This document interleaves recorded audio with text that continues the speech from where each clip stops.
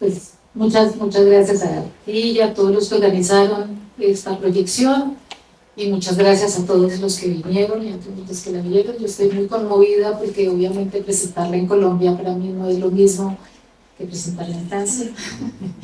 Me siento más desnuda aquí. Bueno,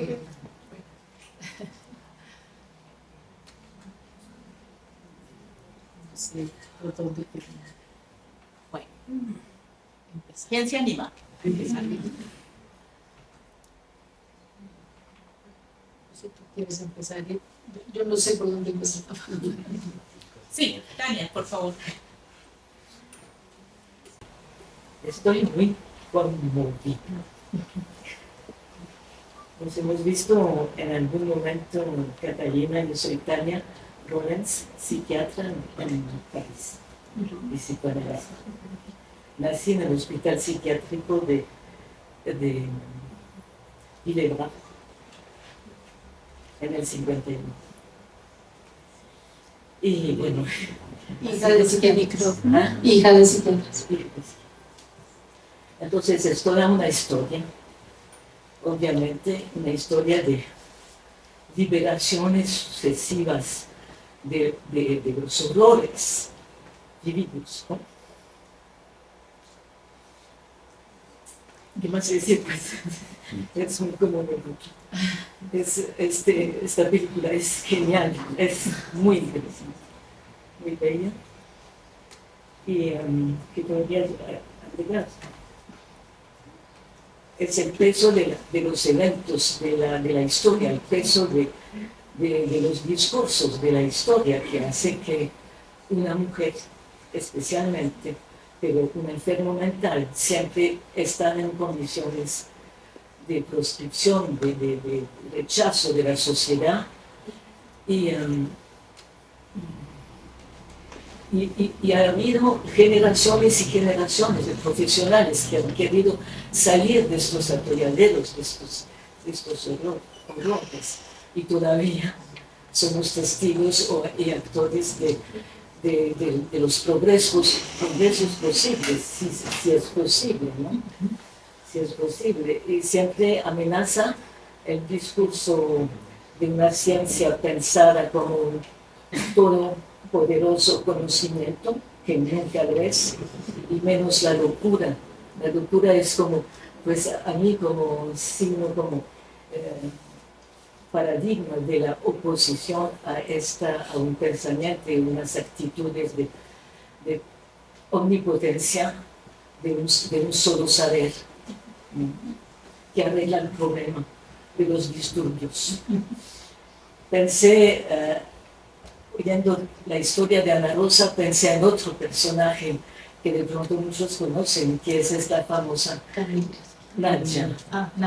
Nadja de André Breton, del movimiento surrealista, que estaba fascinada por esa muchacha que deambulaba de manera un poco rara en las calles de París y se enamoró de esta locura. Pero la muchacha terminó muerta de hambre en un asilo para mujeres del norte de Francia durante la Segunda Guerra Mundial. Bueno, muchas gracias. Muchas gracias por esas palabras. Creo que cuando uno empieza a hacer una película, o sea, uno empieza a escribirla desde que nace.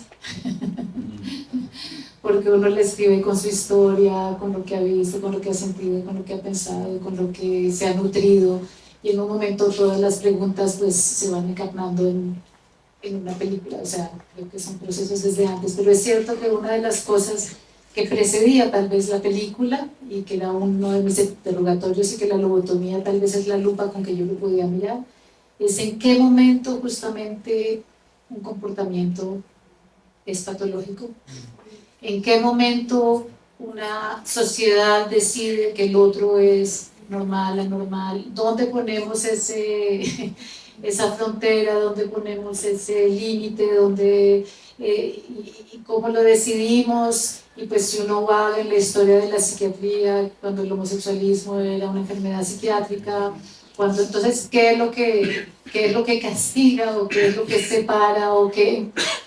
Pues hay tal vez casos evidentes y todavía no sé si son tan evidentes de, no sé, esquizofrenia, no sé cómo, lo que sea, pero hay mucha de los disturbios, como lo dice muy linda gente, María Angélica, de mi salud, de mi bienestar, de mi estado de ánimo, o sea, qué es lo que se trabaja? ¿Y en qué momento eso que ya es un poco difícil de poner un límite exacto, en qué momento se interviene y cómo? Entonces, ¿en qué momento hay una droga? ¿O en qué momento hay una amarrada? ¿O en qué momento hay choques eléctricos que ahora se llaman más bonitos, se llaman tecar? Entonces son muy elegantes. ¿En qué momento? ¿Y qué quiere decir curarse? Es transformarse, es adaptarse, es cambiar de personalidad, es no molestar a los otros. Todas esas preguntas precedían un poco a la película, efectivamente. Quería decir algo al respecto, Tania, y es que motivada como por el documental me fui a buscar sobre la historia de las lobotomías, y el personaje que tú mencionas, Egas Moniz, que se ganó un premio Nobel, son cosas que se hacen a nombre de la ciencia. Solo tuvo práctica con 2 chimpancés antes de que ese procedimiento fuera aceptado y generalizado por la comunidad científica. Cuando pretendieron quitarle el Nobel, pues no se podía retirar el Nobel. Por otra parte, Becky se llamaba el chimpancé. Sí, Becky. Y lo otro es que al lado de la ciencia, ¿sí?, de lo que se viste más bien con la aureola de la ciencia, ¿sí?, está la propaganda. En New York Times, tú nos mostraste varias imágenes de los periódicos de la época. El New York Times presentaba la lobotomía como la nueva cirugía del alma. Sí, Andrea, por favor. Catalina, muchas gracias por compartir esto con nosotros. De pronto mi pregunta se deja de la intervención que acabaste de hacer, pero quería, pues, me llamó mucho la atención cómo se fue dando el documental, cómo se va pasando de un significante a otro, así como de un nombre a otro nombre a otro nombre, y se va armando, se va tejiendo como el descubrimiento frente al silenciamiento. Quería preguntarte, quería que nos contaras un poquito como de esa forma, cómo te pensaste esa investigación, porque justamente en realidad es una investigación que no resuelve como el dato, pero abre otro panorama, ¿no? Que decía mujeres, como decía, abre otra cosa. Y quería preguntarte cuál había sido el descubrimiento más agudo y más doloroso para ti. Sé que hay una cantidad de psicoanalistas, no sé si ponerse a pensar. Pero antes de contestarte quería decir una cosa, porque eso contribuyó a mi decisión. Efectivamente, cuando supe que los tratamientos psiquiátricos, prácticamente todos, se ensayaron siempre en animales, después en mujeres y después en hombres. O sea, Becky, que es el chimpancé de Moniz, y después en una prostituta, y después... 40% de homosexuales lobotomizados, sí, también. Sí. ¿Cómo empezó? Bueno, como venía diciendo, efectivamente, bueno, lo digo en la película, yo había hecho unos años de medicina, yo quería ser psiquiatra, después yo hice unos estudios de psicopatología social en una escuela en Francia, en la Escuela de Altos Estudios, bueno, entonces siempre he leído sobre el tema, digamos, inconsciente o conscientemente siempre me ha interesado. Justo antes de hacer esta película habíamos hecho otra con mi marido, sobre niños que no están muy bien. Son muchos autistas, entre menos hablan, hay más gente que habla sobre ellos.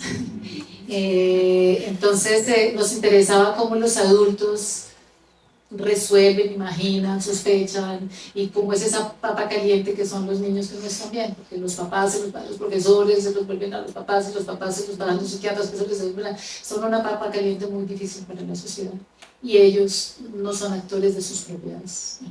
Entonces, digamos, y haciendo esa película volví a leer, porque yo había leído en mi juventud, cuando estaba en psiquiatría en medicina en la Javeriana, el DSM, el manual diagnóstico, que era chiquito, porque me tocó en 2, pero vamos en el 5. Entonces, lo primero que me sorprendió fue que la talla había crecido en cantidad, la cantidad de diagnósticos, la cantidad, y uno de ellos que me sorprendió mucho es que le ponen a los niños muchos, que es top en francés, que es como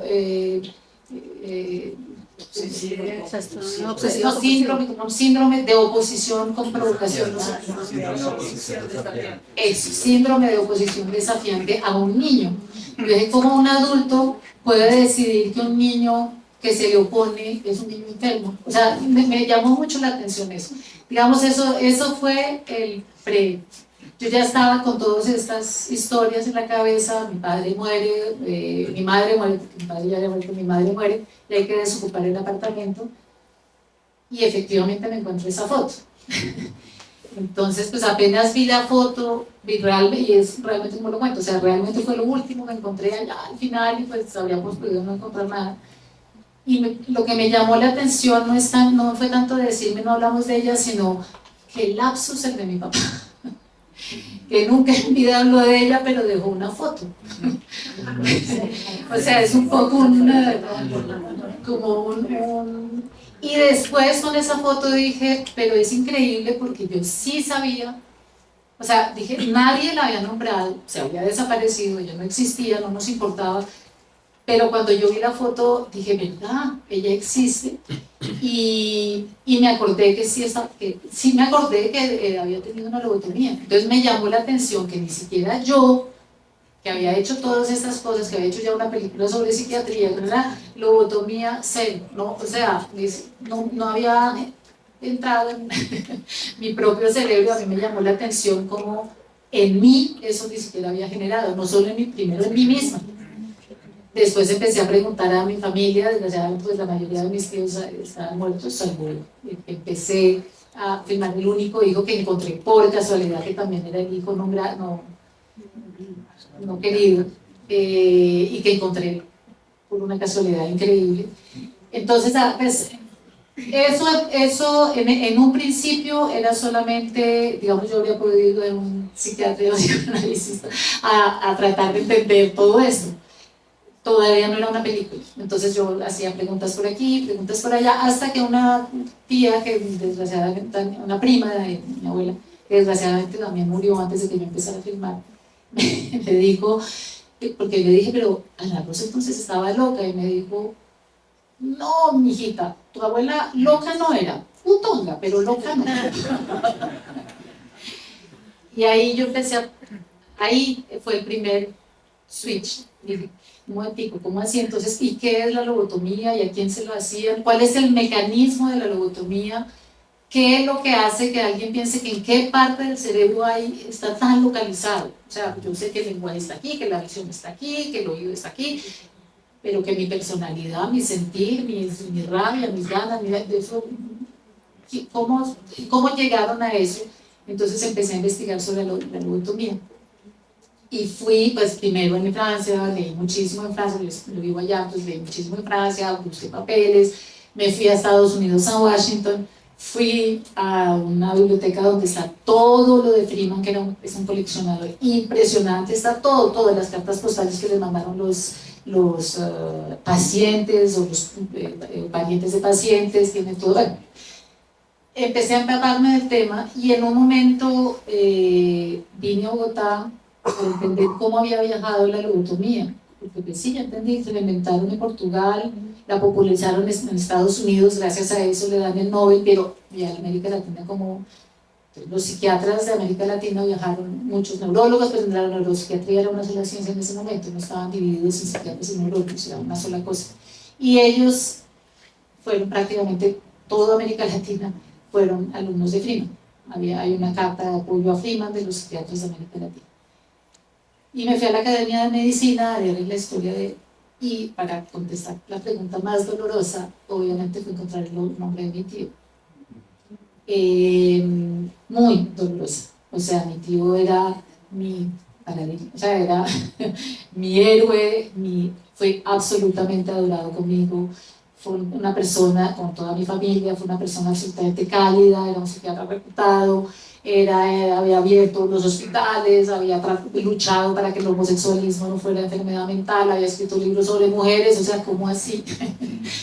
Eso fue muy duro. Hasta ahí todavía había podido relacionarse. Pero cuando empecé a entender que efectivamente el 85% de mujeres, pues que la lobotomía se había hecho sobre el 85%, entonces me di cuenta que no era mi historia, sino y también cuando empecé a ver que, pues, que cuando mi tío lo hizo estaban en ese laboratorio que eran gratis y baratas y gente que son las locas, que ni siquiera lo ensayaron pues después sí pues lo hicieron con locas, pero porque yo al principio ni siquiera lo empecé como una actitud feminista, o sea, yo pienso que los locos, hay muchas mujeres que están mejor que los locos, es decir, que la gente que está con problemas mentales terribles en asilos psiquiátricos es una condición tan terrible que esa era mi preocupación, pero saber que las locas están todavía peor, y cuando empecé a entender que eran las mujeres, dije, ahí hay película, o sea, es una historia más, no es mi historia. Ana Rosa encarna lo que muchas otras mujeres, y ahí ya puedo empezar a hilar una película. Entonces, efectivamente, ahí el problema era cómo equilibrar mi historia, o sea, mi historia personal, y hacer el relato de una historia, y abrir puertas a la historia médica, y pues en el montaje fue todo el equilibrio. A veces había demasiado de medicina y a veces me perdía Ana Rosa, entonces tocaba equilibrar. A veces había demasiado de Ana Rosa y se me perdía la parte. Y ese fue no sé si. ¿Y Juan Sebastián? Hay una parte en donde mencionan el tema de que la arquitectura, ¿qué pasa? Hablando de la arquitectura, como que esos problemas quedan atrás, toda esa historia queda atrás. Pero pues seguimos, por ejemplo, sigue vigente el tema de las terapias de conversión en personas homosexuales, intentando por congresos sacar todo ese tema. Entonces como que sigue estando ese tema, esa historia no ha pasado, ¿no? Está ahí vigente. Lo que nos une entonces es el extremo de cuerdos y el extremo de locos. En esa historia que tú narrabas, quería preguntarte cuál crees tú que es como lo que tú ves que hizo falta en esos momentos para poder escuchar quizás a Ana Rosa, para no llegar a esas cuestiones, para no llegar a patologizar a unas personas y que nos sigue llevando a patologizar a otros. Uy, qué pregunta tan difícil. Es como preguntar cómo voy a gobernar un país. Yo creo que la culpa no es solo de la culpa, si culpa hay, no es solo de los psiquiatras, es una culpa social colectiva. Yo creo que la moral en ciertas cosas, o sea, vivir con el marido de uno que es queridísimo, uno se enamora, está bien y está relativamente sano, es difícil. Ahora, vivir con alguien que está un poquito mal es difícil. Vivir con alguien para quien la comida es un problema cotidiano, para quien no sé qué, para quien grita en momentos es difícil. Entonces nosotros mismos separamos de nuestras propias familias, nosotros mismos, cada uno de nosotros, cada colegio dice este no es así, cada núcleo social separa. Entonces los psiquiatras, psicoanalistas, psicólogos, etcétera, tienen a la vez, son las dos cosas al tiempo. Son los receptáculos de todo lo que la otra gente no quiere. Son los que están ahí para apoyar, ayudar, tratar. Por lo menos, pues para mí un buen psiquiatra es alguien que no hace daño, no es alguien que cure, es alguien que por lo menos no haga daño. pero pero son los receptáculos de lo que la sociedad entera, de lo que el marido no soporta de la mujer, de lo que el padre no soporta del hijo, de lo que la familia no soporta de aquel. Entonces somos todos colectivamente y socialmente responsables. Y ahora, la psiquiatría, en ese momento, la psiquiatría se estaba dividiendo de la neurología. Para la psiquiatría era muy importante convertirse en una ciencia exacta, para que la tomaran en serio. Entonces, y todavía hoy, o sea, hoy, cuando la epilepsia no era una crisis y tenían demonios, era psiquiátrico. Pero cuando entendieron el funcionamiento fue neurológico. Las demencias de los señores eran psiquiátricas. Hasta que se llamaron Alzheimer, porque ya saben que son placas, pasaron a la neurología. O sea, la psiquiatría tiene todo lo que nadie sabe qué es. Y lo que no se puede resolver exactamente, ni saben exactamente, y a veces entonces pues hay teorías que el gen, que el neurotransmisor, entonces hacen ensayos y errores, y entonces esta medicina curó esto, entonces imaginamos que, y entonces por la medicina que deciden, hay muchas enfermedades que se decidieron por la medicina, etc. Entonces pues hay errores colectivos también de la o sea, de la obsesión, de la cientificación, de una cosa que implicaría más la empatía, que implicaría, y lo otro también, la otro colectivo, la otra responsabilidad es estatal, porque darle una pastilla a alguien, meterle un clavo aquí, dejarla tonta y que no se mueva más, es mucho más rápido, son 5 minutos, que ponerse a hablar con la persona una vez por semana, 1 hora, durante años. O sea, eso le cuesta un burdo a un Estado. Que la gente esté bien, que la gente no la maltrate el trabajo, que a la gente, eso es. Entonces creo que ahí las responsabilidades son tan colectivas y tan tentaculares que yo no puedo calificar solamente a la psiquiatría. Esteban y Marta Renzi. Una pregunta, ¿cómo se llama esa otra película de tratador del autismo? Porque justamente lo que en ese entonces eran las locas, las mujeres, los homosexuales, pues ahora eso se ha puesto sobre los niños. El autista, el TDAH, lo que dicen desafiante, bueno, etc. Es decir, como el niño, el nuevo chivo expiatorio de la sociedad. ¿Cómo se llama tu otra película y dónde la encuentras? Ya se la iba a pedir a buscar. De me adelantaste, Esteban. Se llama Camino, pero la hicimos en Francia. Es en un CMP, que es un centro médico psicológico en Francia, que es una estructura con bastantes respuestas pedagógicas, donde hay un psiquiatra jefe, que nos interesaba mucho porque como son los nuevos chivos expiatorios, niños y adolescentes, el servicio social, el servicio médico en Francia es gratis. Pues hay también psiquiatras privados, pero digamos la gran mayoría es servicio público. La fila de espera para un niño autista o para un niño que no está bien son de 2 años de espera, un niño que no está bien. Entonces, nosotros lo que nos interesaba era todo eso. Entonces, eso es otra historia, pero efectivamente es el otro chivo expiatorio del momento, y yo no la había traído a Colombia porque no la tenían nunca la subtitulé en español, la tenían en inglés, pero me da un poco, bueno, voy a asumir, me van a hacer una retrospectiva en Medellín con bastantes películas, y los de Medellín, que son muy vivos, van a traducirlo al español, y la retrospectiva se hace en septiembre. Entonces espero que me den los subtítulos, y esa la puedo hacer circular relativamente fácil. Sería excelente por el efecto que tendría también, ¿no? Sobre todo porque aquí en el país no hay material. De hecho, por colombianos, a excepción de un documental que ya hay de una mujer que se llama Diario de una palabra, y la historia de una mujer con su hijo autista, y es toda la lucha con el colegio, bueno, toda la cosa, y la pregunta de ella como madre. Y en ese campo también vendría a ser muy útil este que tú dices. Me avisa cuándo y... Marta. Pues avisas a todos. Sería muy interesante verla.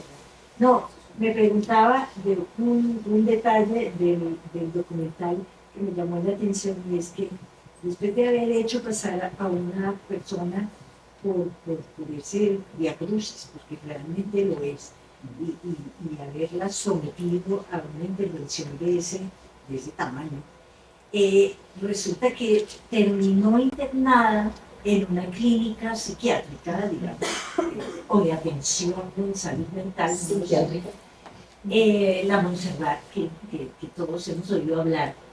Y uno se pregunta, bueno, se han hecho reflexiones sobre esto desde el punto de vista de la medicina y de la psiquiatría en este país, de lo que pasó con estas personas que terminaron siendo dócilmente incorporadas, digamos, a su nicho familiar, social, etcétera, pero que tal vez no era el único caso, y terminaban de nuevo en esa condición, ¿no? Que es algo añade mayor dolor a lo que ya se cuenta.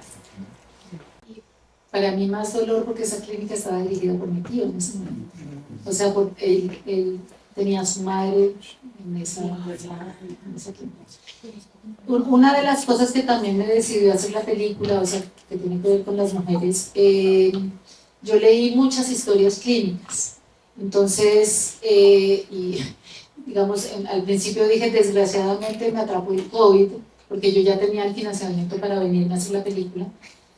Durante el COVID murió mi tío, que era el único que podía haberme dado más datos. Pero en el fondo me sirvió el COVID porque me dio tiempo para leer todavía más y para informarme más. Entonces me puse a leer, pero muchas, no sé cuántas leí historias clínicas colombianas de esa época, desde el 42 hasta pues quería encontrar hasta la de Ana Rosa y María Angélica, que me estaba ayudando mucho, me mandaba historias y hay análisis, entonces uno puede leer en los análisis, etc. Y pues sí me llamó mucho la atención cuando uno lee esas historias que los hombres llegaban, está escrito, son más interesantes que las historias de hoy en día, que son como una checklist de síntomas, con nombres todos dificilísimos para lo que llaman en Francia el la dislexia, no sé qué, todas esas nombres difíciles. Las de la época eran coloquiales, eran un relato de una vida con muchos detalles y cómo están vestidos, no sé qué. Entonces el psiquiatra dice a Juan, lo trajo la policía, casi todos los hombres llegaban al manicomio por la policía, porque cometieron un crimen, porque se robaron, no sé qué, porque se puso a gritar un discurso político un poquito izquierdoso, porque, bueno, en fin, pero siempre en la plaza pública. Llegó Juan, y Juan delira, por ejemplo, y en su delirio Juan nos cuenta que las mujeres siempre era la esfera, el padre trajo, el hermano trajo, el hijo trajo, siempre desde la esfera familiar. Y cuando Juanita delira, el padre dice que delira sobre, o sea, Juanita ni siquiera tiene voz desde su delirio. Eso me llamó mucho la atención. No es el caso, obviamente, del 100% de las historias, pero de una gran mayoría. Eso me pareció muy impresionante. Entonces sí, efectivamente, pero ahí también está la historia de quién son responsables. Ahí el marido, como decía una de las historias, que ya no me sirve y la devuelvo.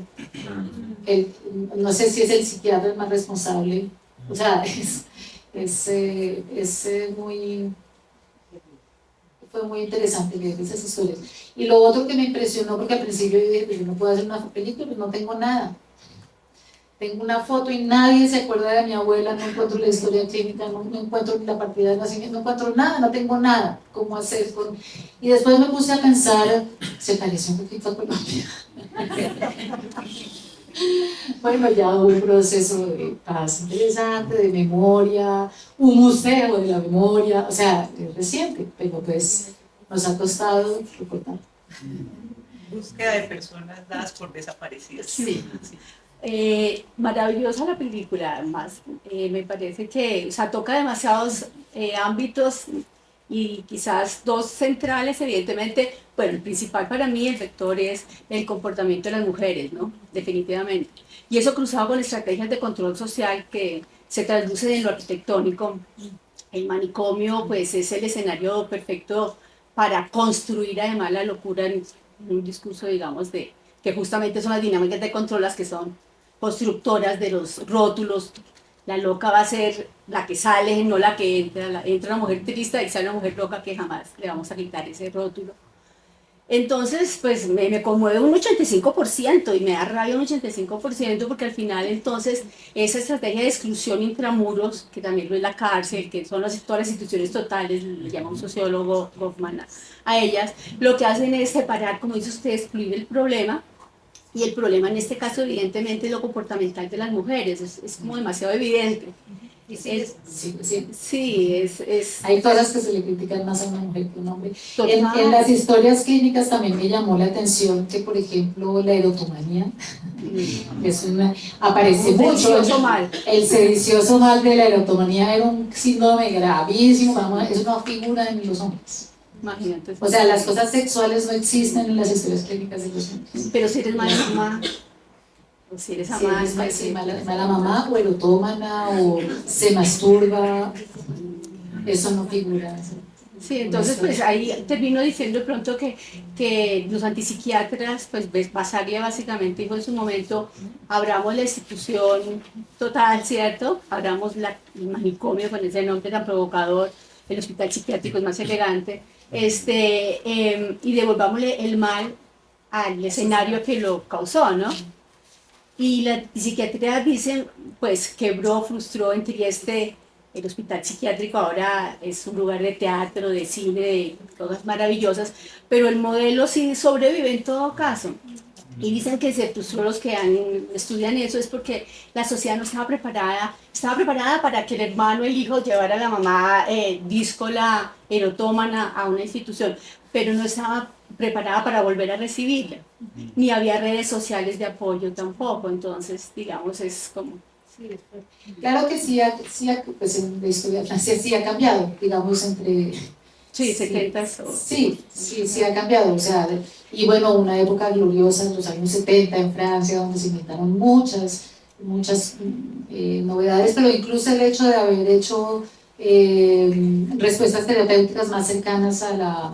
Que la gente vive en su casa y puede ir, pues están acompañados, pueden ir al colegio, están acompañados por psicólogos, o sea, hay más red, no está solucionado todo el problema, pero sí han cambiado un poquito las cosas, pero también se han reforzado otras cosas científicas paralelamente. O sea, como la necesidad de ponerle rótulos científicos a algunas cosas también se ha pronunciado. Por favor. En una parte al principio del documental mencionas que no sé si no se recuerda lo que no existe, creo. Y ahorita decías, no tenía nada con qué hacer el documental porque no encontraba información de ella y en particular que ni siquiera en la clínica que dirigía tu tío hubiera información sobre ella, que es como lo último, que no se puede decir que se perdieron los registros, o sea, no sé, es bien particular. Y a partir de eso que mencionas ahorita que decías no tenía nada para poder hacerlo, no sé si pues, se me ocurre que precisamente el documental es como un esfuerzo para hacerla existir. Exactamente. Empieza con una imagen, es sobre el fondo de un roto, de un hueco, de un desgarrón en la memoria familiar, y ya lo he dicho también colectiva. Empieza con la imagen de un rostro. Entonces ni siquiera puedo acordarme del cuerpo, no sé cómo era el cuerpo, ¿sí? Es con un rostro y es un trabajo que es a partir de un fragmento de imagen que vas tejiendo la historia. Por favor. Bueno, dos cositas. Primero, se dijo una cosita de ella, porque es cierto, para mí era importante como volverla a sacar del armario, a que vuelva a existir, pues de la importancia del piano. y darle un lugar, porque también lo que me parecía muy justo es que toda mi familia toca música. La música es la cosa más importante para mis hermanos, para mi padre, para mis tíos, para todos. Y nadie habla de Ana Rosa. Para mí fue un logro que ahora todos hablen. Era importante también restituirle la herencia positiva. A ver, primero tú. Gracias. Hola Catalina, primero gracias por compartirnos esta historia y ese ejercicio de reparación. Yo no soy psiquiatra, soy cineasta y soy hijo de una madre que diagnosticada con esquizofrenia desde que soy muy pequeño. Y quiero, tal vez, no sé si sea una pregunta o tal vez más bien resaltar una pregunta que veo en la película y que haces y que creo que es muy profunda, y es realmente como esa decisión de, no sé, de resetear a las personas. O sea, obviamente, claro, acá estamos hablando de lobotomía y es algo que ya no pasa, pero creo que esto sigue pasando. O sea, a mi mamá le pasó exactamente lo mismo, pero pues con medicamentos, ¿sí? O sea, la mamá que entró a la clínica, ¿sí? Y la mamá que volvió de la clínica, era como un reset a la personalidad. Entonces creo que, digamos, la pregunta más allá, digamos, de la decisión de qué hacemos, de qué hace la comunidad médica, si son lobotomías o si son medicamentos, está en qué hacemos y por qué lo tenemos que hacer. Sí, en mi caso, no sé, en mi familia nos hemos dado cuenta que han funcionado más otras cosas, como tener perros. Los perros aman a mi mamá, digan lo que digan, ¿sí? Nosotros aprender también a ser como los perros y amarla, sea como sea, ¿sí? Y eso como que da un poquito más de centro, no sé, bueno, me toca muchísimo, pues obviamente la película por esto. Tal vez la pregunta que podría tener sería un poquito más sobre Ana Rosa, sobre esas cosas que dejan de ser, bueno, acá nos toca imaginárnosla, ¿no? Porque alcanzaste a rescatar el último pedacito de historia, que desde el punto de vista del cine, pues me parece una belleza, como coges una imagen fija y la extiendes y se nos vuelve tiempo y se nos vuelve una película y una historia en la que podemos entrar todos. Pero de pronto la pregunta sería como un poco hacia ella, como que más sabemos de ella, digamos, no pudo tocar, pero pues creo que ese reset que hay tiene que ver mucho más con las cosas creativas, o así pasó en el caso de mi mamá, que también escribía poesía, y después es como si fuera esa misma energía creativa, la misma energía que lo puede enloquecer a uno, y es la misma que se corta pues con estas, o con un escalpelo o con un medicamento, no sé. Yo creo que ese es el ejercicio que habría que empezar a hacer ahorita. Me conmueve mucho tu testimonio y lo agradezco. Pero yo creo que ese sería un ejercicio muy lindo. Si yo pudiera, si yo hubiera, que Ana Rosa cuente lo que, o sea, para mí lo que digo al principio de la película, lo que guió el guión de mi película, digamos, es a ella le hicieron una lobotomía y lo que yo quería era hacer el anillo de Mobius. Ella sufrió una lobotomía. Son dos historias muy distintas. Una es la del psiquiatra y otra es la del paciente. Entonces, lo que a mí me parecería obviamente maravilloso y una película ideal sería una Ana Rosa que contara su trayectoria desde adentro, sus pensamientos, y la lucha con esa psiquiatría. Eso era, en el fondo, o sea, eso era lo que guiaba fantasmagóricamente mi película, pues porque ya estaba muerta, yo no lo puedo hacer. Pero evidentemente es y pues aquí era una historia, digamos, como trágica, no, más que mi tío culpable, es como una tragedia en que dos historias, la historia de Ana Rosa y de su vida, y la historia de la psiquiatría encarnada por mi tío, se encontraron. Y son dos historias que no son la misma y que se encuentran en un momento dado y son una colisión terrible. Y supongo y espero de cierta forma que para mi tío lo fue. Pero pues lo que sería muy lindo, tú que también eres cineasta, es desde ella contar una historia. Porque creo que muchos psiquiatras aprenden a eso es un saber que tienen que aceptar también, que a veces la gente que está porque a veces ese sí para mí es hay millones de psiquiatras que no son así, pero hay algunos que creen saber más que ti sobre ti mismo. y creo que hay un saber que en la película que hicimos sobre, había un psiquiatra maravilloso, pues ese el personaje central, que se llama Roger Ferrari, que es un, pues yo lo quiero mucho, y que tenía, que dice mucho eso, como son ellos los que me van enseñando, yo no sé más, yo trato y en qué momento, por ejemplo, yo estoy triste, el psiquiatra dice, tú tienes una depresión, ¿en qué momento? Y sería lindo que alguien pudiera expresar desde, que fue un poquito lo que hizo María Angélica en su relato. Cuando dice sí, la arquitectura ha cambiado y lo ha borrado, pues cuando Santa Cruz dice eso, obviamente para mí era muy importante que María Angélica viniera después de eso. Sí, la arquitectura cambió, pero no la estructura profunda de algunos elementos. Y si puedo señalar ahí algo más, creo que algo que dijiste y es como también no sé, la sociedad, cómo somos, no solo como el psiquiatra, sino como familiar, como amigo, ¿no?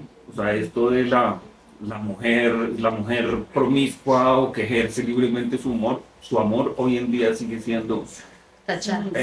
sí, esta semana escuchó Pepita la loca porque le gusta como a todos el amor.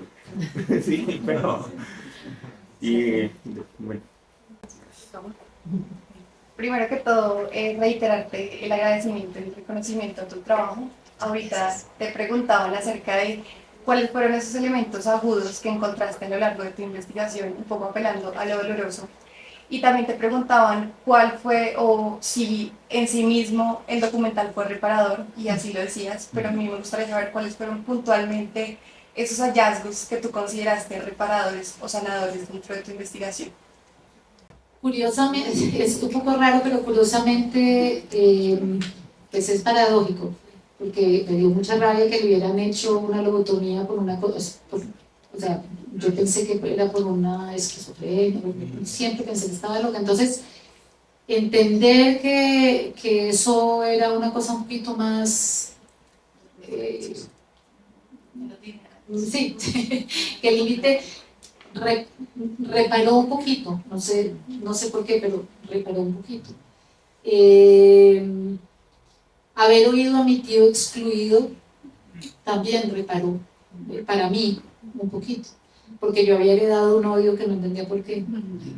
Yo había heredado un desprecio, ese yo creo que es el síntoma social, la base principal de nuestro error con todo, el desprecio por el otro, el desprecio por el más bajito, el desprecio por el negro, el desprecio por el desprecio.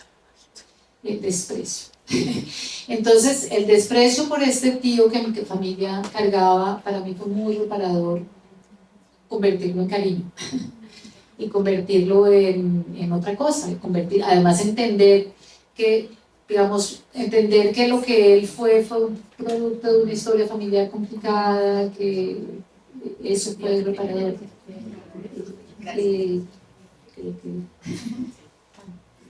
Y que mi familia haya integrado la idea que la música venía de Ana Rosa. Yo soy la única mujer de mi familia, tengo hermanos, tengo tíos, entonces también a mí, digamos, mal que viene en la mesa del comedor, mis historias nunca eran muy importantes. Ellos siempre hablaban de cosas muy importantes y ellos eran los que tenían, y el payaso, o sea, era un poco, exageré un poquito, pero no tanto. Entonces yo creo que yo hago cine también para, ahora se sientan y durante una hora y media se quedan.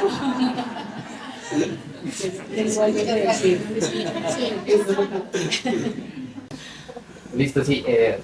Dos cositas como rápidas. En algún momento, bueno, primero agradecer el espacio, tanto analítica como a ti por venir. Y en un momento lo enlazas como con la historia nacional, ¿no? Como con un olvido que pareciera que todos cargamos.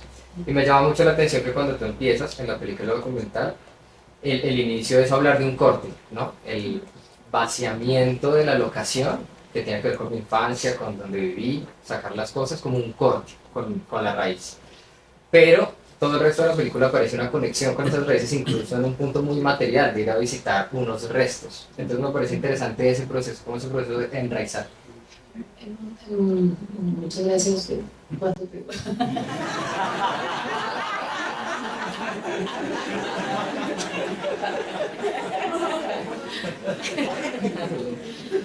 Sí, es también, incluso es muy justo lo que dices, porque imagínate que cuando presenté la película a mi familia, que yo estaba muerta de pánico, pues porque mi tío, cuando uno hace una película sobre su propia familia, o mitifica más, entonces ¿para qué la hace? O rompe un mito familiar, y romper un mito familiar le duele a todo el mundo, reestructurar. Entonces yo tenía mucho miedo de la ruptura del mito familiar. El mito está siendo en gran parte a Álvaro, el mito de ser también, nosotros venimos de una familia donde todos somos normales, muy normales, todos estamos bien. Eso también fue reparador. De pronto salió un sobrino que no estaba tan bien, de pronto alguien pudo decir que a veces le pasaba esto, de pronto el otro pudo estar medio mal. Pero lo que me señalaron mis hermanos, con mucho dolor, que nos queremos mucho, quiero decir, lo que me señalaron, pero ¿cómo así que rompió el cordón umbilical con el país? ¿Y nosotros? Efectivamente, pero pues para mí el cordón umbilical sí eran un poco mis padres, o sea, mi casa materna, y efectivamente tal vez hay algo en que 40 años yo en Francia, en que sí necesitaba volver a mí misma y a mi propio ser. Primero veo y bueno, se me perdió la cuenta, pero vamos a tratar de respetar el orden. Hago la salvedad de que no soy ni psicóloga ni psicoanalista, soy antropóloga de hecho, esto que me parece muy interesante. Me parece mucho el documental, pero lo que me parece interesante es que empiezas diciendo, bueno, como que yo tergiversándolo un poquito, prácticamente que lo que no se nombra no existe, ¿sí? O sea, lo que no se nombra no existe, y en la antropología en muchas culturas todo tiene que ser nombrado, porque si no es nombrado, y si es nombrado de otra manera, pues para mí no existe. Nomás en las lenguas y en el lenguaje está, ¿no? Las dos cosas, dos palabras que dicen una cosa, si no lo sabemos, esa palabra no existe para nosotros y el elemento quizá tampoco. Y eso está relacionado también con los nombres, con el ejercicio de nombrar y de denominar algo de una manera concreta para poder conocerlo, para poder intervenir de determinada manera. Los egipcios vivían obsesionados con que su nombre estuviera en todo lado, porque en el primer momento en el que desaparece su nombre, desaparece su recuerdo y desaparecen de la historia. En este caso es muy diciente, creo yo, ¿no?, el ejercicio con ella, con Ana Rosa, de devolverle la historia y darle un lugar, pero además que se volvió evidentemente, como dices, todo lo que terminó tocando además.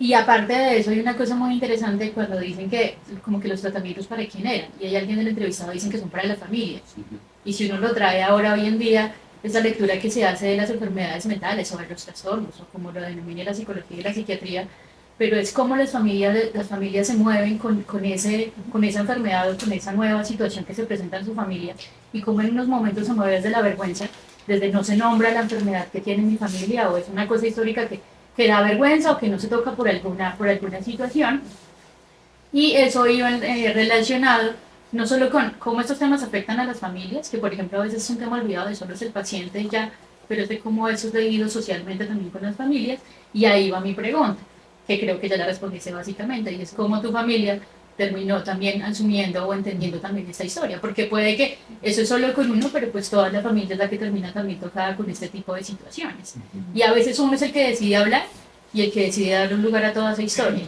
pero inevitablemente toda la familia termina siendo de uno u otro modo pues tocada por esa situación. Entonces mi pregunta iba abocada a eso, de cómo tu familia asumió esa película. Al principio, cuando empecé a hacerla y cuando ya estaba realmente en producción, digamos, mis hermanos empezaron a preocupar, uno de ellos sobre todo, y me dijo, la ropa sucia se lava en casa.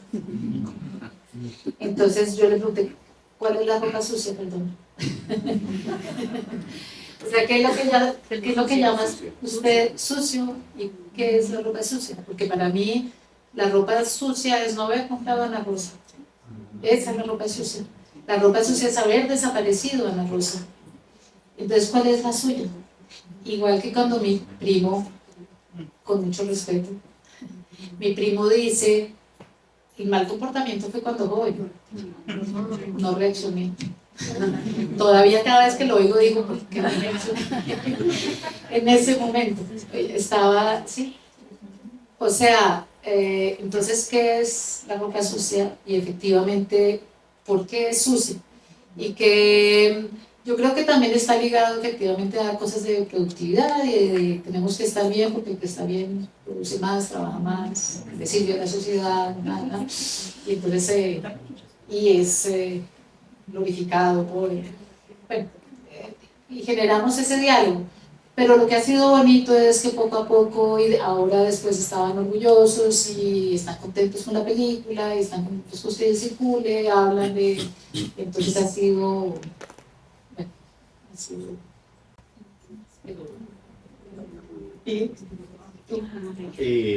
¿Y Silvia?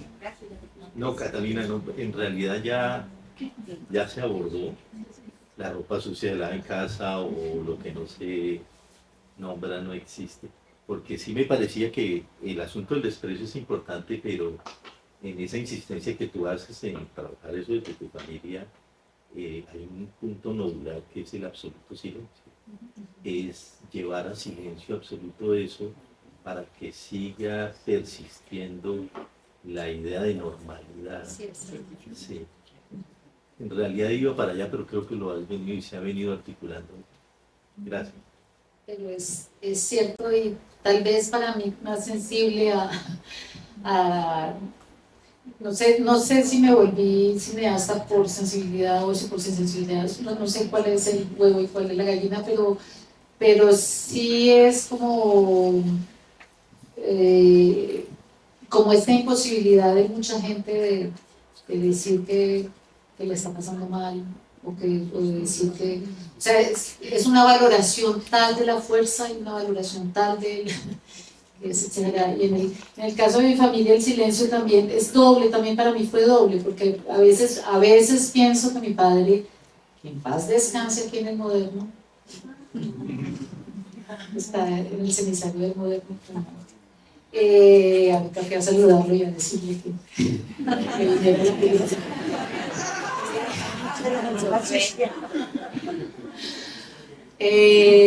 El silencio de mi papá fue doble. También es un silencio de una generación que no quiso apabullarnos con un dolor. Yo lo puedo leer también así a veces cuando estoy de buen genio. O sea, que también fue una cosa generosa de no cargarnos con un dolor que seguramente tuvo. Pero curiosamente yo sí sentí, lo digo delante de muchos, pero yo sí sentí, o sea, yo sí sentía como un exagerado amor de mi padre y un vacío, algo que yo estaba, un vacío que yo estaba llenando. Eso sí, y poco a poco me di cuenta que ese silencio, o sea, que había algo ahí, un nudo que yo todavía no sé explicar. Pero también pienso que en parte, y mi tío también en parte, pueden tener, digamos, la parte positiva del silencio, porque las cosas nunca son blancas y negras, es de no cargar al otro. Son las dos cosas, pero efectivamente pues el silencio es que la escena en donde tú muestras que a pesar de que ya le habían hecho la lobotomía, sin embargo, ella termina en la Montserrat y muere allá. Eso me parece un valor y una valentía tuya para decirlo, porque estás diciendo que aquí hay algo más, digamos, en el sentido de porque no vivía ya en la casa con todos, porque era necesario, sin embargo, seguirla separando, así como también se separó a tu sobrino, a tu tío porque cayó muy bajo, ¿no? Y que se los ponía a distancia, ¿no? Sí, es fuerte. Eso fue muy fuerte para mí, sí. Es muy fuerte que un psiquiatra que trata a muchísima gente y le haya dado a tanta gente que fue este trabajo. Sí, por favor. Silvia y Jenny. Muchas gracias por no ignorar la presencia de la foto. Muchas gracias por no ignorar la presencia de la foto en este último momento de desarmar una casa compleja. Y uno puede como ignorar, sí, fue muy sutil, que tu atención se tuviese justo ahí y en una foto carnet, no una gran foto colorida y marcada en la puerta de la casa. Es precioso eso. La imagen del caballo es sumamente poética, preciosa. Desde el cine, yo no soy cineasta, hay unas cosas divinas, exquisitas, su espalda tocando el piano, o sea, nos da como para 3 películas. Precioso eso. Me pregunté durante toda la película, que además es divina, que se llama así, Ana Rosa, no, una mente perdida, o sea, esa no. Me pregunté durante toda la película, además en un lugar muy amoroso, nada complejo, ¿cómo hubiese sido su vida si hubiese tenido una hija, mujer? Toda la película, ¿sí? Que tal vez hubiese sido lo mismo, ¿no? Si nunca lo vamos a saber. Eso sí, el diálogo íntimo de 2 mujeres en la locura de ser mujer. Ahí estuve y dije, wow, ¿qué habría pasado? ¿Cómo hubiese sido eso? Sobre todo porque efectivamente los 4 hijos que tuvo, que es lo que digo en la película, son lacónicos. O sea, mi papá, tú le hablabas como yo, y decía, sí, no. Ah, ya, gracias. Buenísima la discusión. Y en la mesa ponían música y oíamos todos y de vez en cuando decían algo de política y se acabó la discusión. O sea, no hablan. Entonces tal vez una hija sí me habría hablado, no sé. Te guardas como una sorpresa, eso de la doctora diciendo, también me pasó el último testimonio del tío como que termina como dando un orden muy afectivo también, ¿no? Y uno termina también como disculpándolo a él y diciéndole, no te fuiste por el camino malo, eras un bebé, necesitabas ayudar a tu mamá. Ojalá se mueva mucho la película. Yo soy hija de una mamá con diagnóstico psiquiátrico, con una abuela de diagnóstico psiquiátrico, y decía, de lo que me salvé, no le hicieron eso. De lo que me salvé como hija, como nieta, ojalá ruede en el gremio de los psiquiatras, en la población que tiene una red social. Muchas gracias. Silvia. Te quería preguntar, pronto pensando en el dolor de cabeza, ¿no? de ella, si tú como pedirte algo, si tú le preguntaras a ella, si tú no sé, como prestarle tu voz a ella, ¿tú qué crees que ella hubiera dicho de ese dolor de cabeza? Hasta ya no he llegado mi fuerza de espiritismo, pero digamos que yo sí he pensado, porque conozco gente que tiene migrañas y sé que muchas veces las migrañas dan por tensión, que aumentan cuando hay tensión, cuando hay cansancio, cuando hay malestar, etc. Entonces, no quiero decir que sea la causa, pero yo imagino que la migraña tenía que ver con o sea, el matrimonio no fue así súper divertido con mi abuelo. Entonces supongo que pues, las migrañas también venían de ese mal, o sea, no es que no tuviera migrañas, pero seguramente se pronunciaban más por su propio malestar, y fue mi abuelo el que le dio morfina por primera vez. Entonces, calma, y se empezó a enganchar, o sea, también ahí, eso también, pues yo lo hago sobre, pues no lo digo muy claramente, pero fue un tío que me dio a entender que mi abuelo, pues, cierto farmacéutico, cuando le dio una cosa en los riñones se tomó lo contrario, o sea, sí, ¿mi familia? Entonces me imagino que ahí hay unas cosas en que ella, pues, yo me enfermé a la edad que ella tenía. Bueno, lo mío fue muy distinto, fue una meningitis. Me queda una pequeña cosita que son unos vértigos, ahora me da un poco de casi risa, me dieron vértigos, o sea, interesante. Mientras estaba haciendo la película, bueno, me quedé sin ver, se me afectó, bueno, no importa todo lo que me pasó, pero lo que me interesaba eran mis propios síntomas, o sea, me dieron vértigos haciendo la película, me dio una cosa en el cerebro y me quedó una pequeña secuela. una pequeñísima secuela, ya no tengo los vértigos, pero cuando estoy cansada, cuando estoy tensa, el mundo se mueve. Entonces yo pienso que sus migrañas eran por el estilo, o sea, cuando había mucha tensión, cuando está triste, cuando me imagino que le aumentaban las migrañas. Jennifer, muchas gracias a Analítica y a ti por la película. Pensaba también en la estética, en la fotografía, y me llamó mucho la atención una serie de imágenes donde aparece un caballo. Y quería preguntarte cuál era la intención que tú y tu equipo pues, tuvieron al poner estas escenas. Me ha gustado más la intención que la gente cree que la que yo tuve. Entonces te dejo la libertad de imaginarte. El caballo estaba ahí. El caballo estaba, ya yo no llevé el caballo a Cibaté, el caballo estaba ahí y me gustan los caballos. Y obviamente cuando lo vimos, obviamente, además es un caballo brioso, bueno, cada uno le pone el imaginario que le pone, y el caballo era el único encerrado en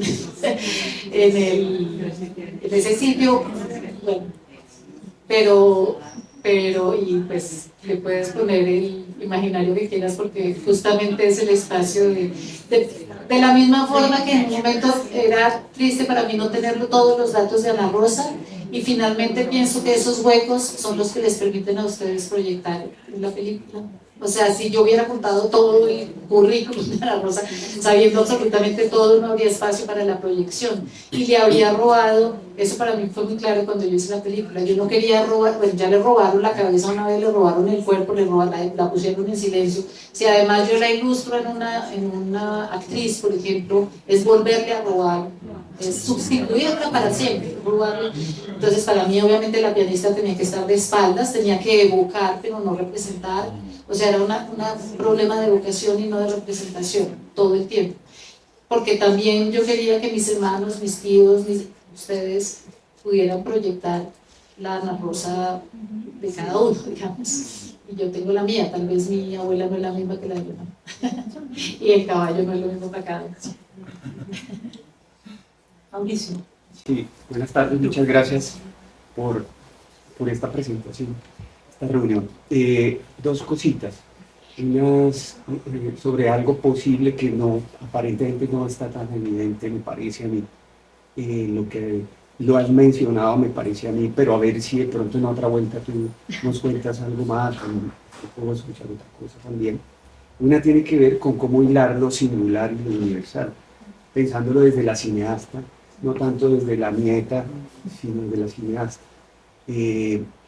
Que esa película ande sola por el mundo y que uno diga, ay, si ve otras historias y demás, porque en un momento determinado parece algo muy personal, muy personal, muy íntimo, pero chévere ver dónde se producen esos saltos para que haya esa apertura. Esa es una, y la otra tiene que ver con algo que también una película posible, o otro relato que se puede derivar de ahí, que tiene que ver con el psicoanálisis. Entiendo que tu tío se ocupaba también del psicoanálisis, ¿sí? Y me pareció escucharle a un primo tuyo ahí que dijo que conocía y practicaba psicoanálisis, que había sido analizante, ¿sí? Y entonces la pregunta es, ¿qué pasaría con el psicoanálisis allí, en este trabajo? ¿Qué se hubiera podido producir o qué queda de huella de eso? Porque la fuerza pediátrica y psiquiátrica es fuerte ahí. Entonces, por ahí. Sí, para mí era un poco lo que ya dije, pero sí era muy importante que la película fuera, digamos, escribiendo el guión primero, yo escribí la historia de Ana Rosa, todo lo que yo podía saber de Ana Rosa, pero también escribí toda la historia de la lobotomía. Entonces, pues, cómo contar sutilmente la historia de la lobotomía. O sea, yo no la hago pedagógica porque si o sea, la pienso como cineasta. ¿Cómo la voy contando? Entonces, al principio, por ejemplo, lo primero que se ve es la lobotomía que se hace por el cráneo, que es el primer tipo de lobotomía. y además que es menos violenta. Esas son las primeras imágenes que muestro. Poco a poco, o sea, yo voy mostrando la historia de la lobotomía poco a poco. Y eso es por un lado, pero también porque cuando yo empecé a ver esas imágenes yo no las podía ver, entonces eran muy violentas para mí, yo no quería hacerle eso al espectador. O sea, yo quería que cuando fueran violentas, ya fueran violentas con Ana Rosa y no con el espectador, o sea, al final. Pero digamos, paralelamente era contar, porque solamente hasta el final muestro exactamente cómo se hacía, o sea, poniendo unos choques eléctricos que son los que anestesian, que se hace, o sea, eso es la historia de la lobotomía. Y voy a donde los médicos, mi obsesión para ligar y para salir de mí y ir hacia los médicos, pero dejar las dos historias juntas, era no ir a cualquier médico que me explicara, sino ir a los que yo creía que habían podido tener un vínculo con mi abuela. Entonces, esos están muertos, pero fui a ver a los hijos. Y yo tenía los documentos de sus propios padres. Entonces, pues yo sabía que los Hakim habían podido, porque además estuvieron juntos con mi abuelo. En fin, eso fue todo la tentativa de abrir hacia la psiquiatría y pues la tentativa de los archivos de Prima, pero los archivos del asilo de Locas, de los archivos de abrir hacia los otros. Y en cuanto al psicoanálisis, lo que pasa es que cuando mi tío, o sea, la historia que yo me quiero contar de mi tío, que no sé si es la verdadera tampoco, porque mi tío murió en el 99, lo que yo me quiero contar de que sigo queriendo, tengo un choque, pero es que él, porque le hizo eso a su mamá, porque se dio cuenta de las consecuencias, ahí tal vez se fue por otro lado. Eso es lo que yo me quiero contar, porque fue más o menos así. Temporalmente fue más o menos así. El psicoanálisis entró a Colombia a finales de los 50. Mi tío empezó a trabajar en psicoanálisis a principios de los 60. Eran las discusiones entre psicoanalistas, era la época de las discusiones, estamos hablando de cuando ya mi abuela está lobotomizada y está muriendo. Entonces, el psicoanálisis viene después, para mi tío, para mi primo que es médico, que es su hijo, mi primo que es psiquiatra psicoanalista, terapeuta de familia.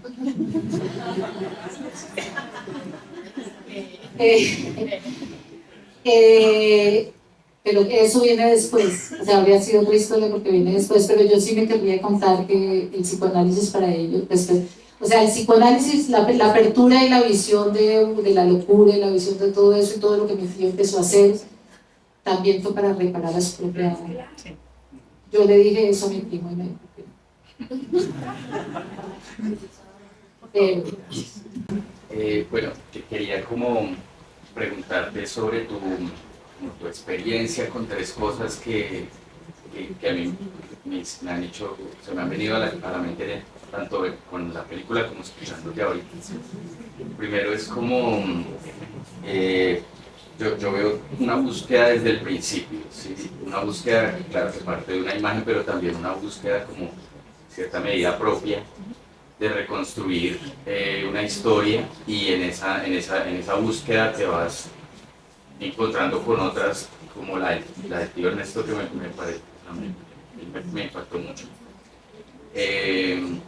Y ahí también veo como la muerte constantemente, y acá también ha aparecido en lo que has dicho, porque dices, por ejemplo, iba a hablar con esta persona, se murió, el tío Ernesto murió, y de por sí la búsqueda inicial era de una persona que había muerto también.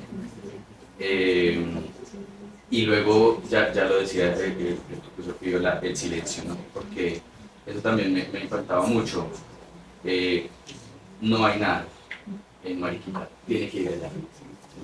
Entonces me preguntaba tu experiencia confrontando como todo eso, ¿no? En esa búsqueda de pronto llegar a un lugar como con una esperanza de acá voy a encontrar una información viendo un libro, y de pronto acá encuentro algún dato, pero todo el tiempo era un silencio, un silencio, un silencio.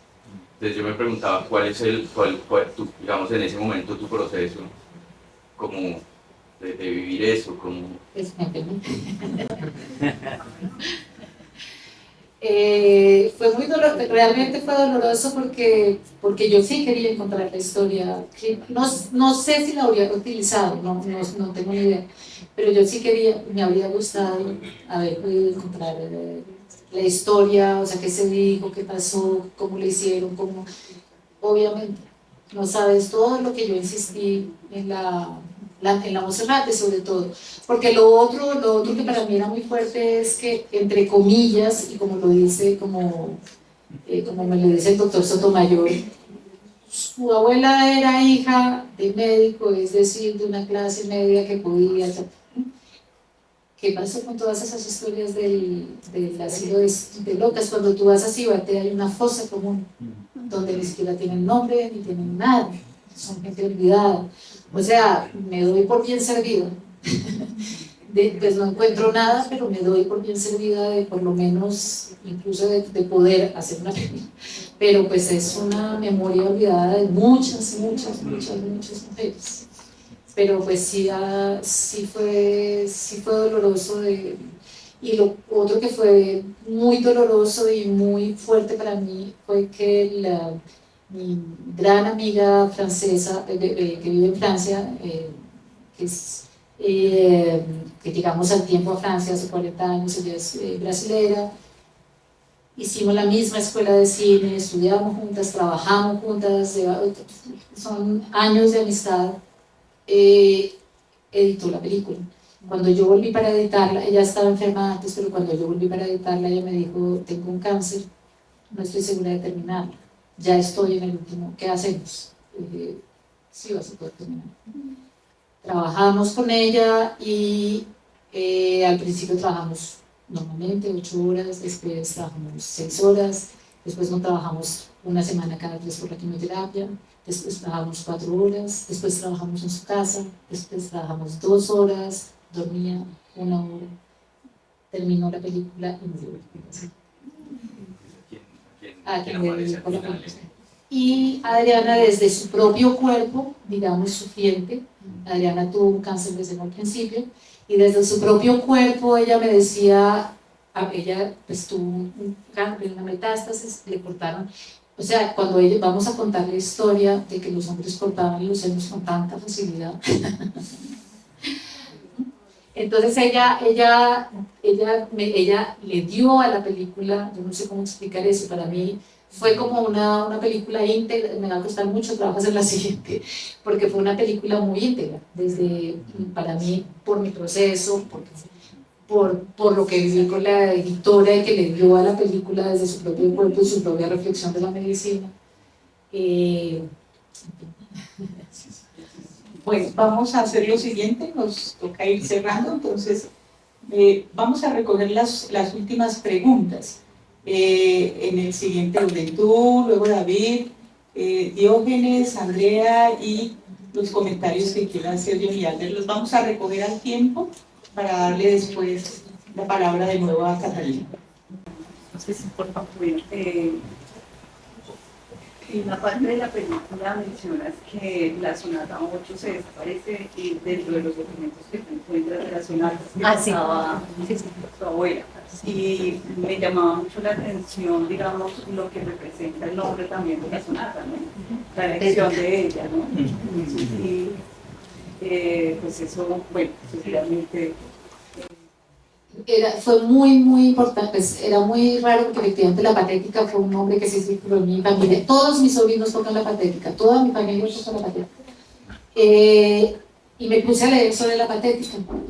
Beethoven en ese momento estaba en un mal momento de su vida, y si tú oyes la patética es una mano luchando contra la otra, o sea, es una mano grave contra una mano alegre, es realmente una lucha interna de un hombre luchando, y él lo cuenta así, es una lucha de él contra el mundo, es una obra muy especial para Beethoven mismo.